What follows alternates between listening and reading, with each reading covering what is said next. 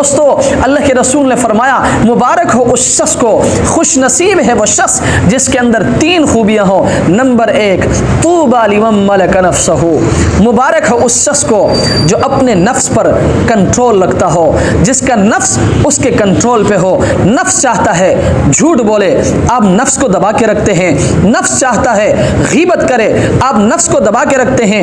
नफ्स चाहता है किसी पर जुल्म करे, आप नफ्स को दबा के रखते हैं।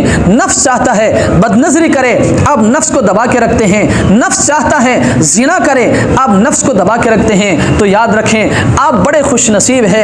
नंबर 2, ववस्यअहू बैतहू, मुबारक हो उस शख्स को, खुश नसीब है वो शख्स जिसका घर वसी हो, जिसका घर कुशादा हो, जिसका घर खूबसूरत हो, ऐसा बेहतरीन घर हो कि बाहर निकलने का दिल ही न करे। जब भी बाहर निकले तो बामकसद निकले, किसी जरूरत के लिए निकले, किसी काम के लिए निकले। कई लोग ऐसे हैं कि उनको देखकर ऐसे लगता है कि उन्होंने सड़कों का, उन्होंने गलियों का, उन्होंने मैदानों का लाइसेंस बनवाया हुआ है। जब भी देखें सड़कों पर बैठे होते हैं, जब भी देखें गलियों पर बैठे होते हैं, जब भी देखें मैदानों पर बैठे होते हैं। मेरे दोस्तों ये नापसंदीदा अमल है, इससे इज्तिनाब करना चाहिए। और नंबर 3, वबका अला खतीअतिही, मुबारक हो उस शख्स को, खुश नसीब है वो शख्स जिसको अपने गुनाहों पर रोना आता हो, जो अपने गुनाहों पर नादिम हो। मेरे दोस्तों बाज लोगों के दिल ऐसे सख्त हो चुके होते हैं कि गुनाह भी करते हैं, उनको एहसास तक नहीं होता, झूठ बोलते हैं एहसास नहीं होता, बदनजरी करते हैं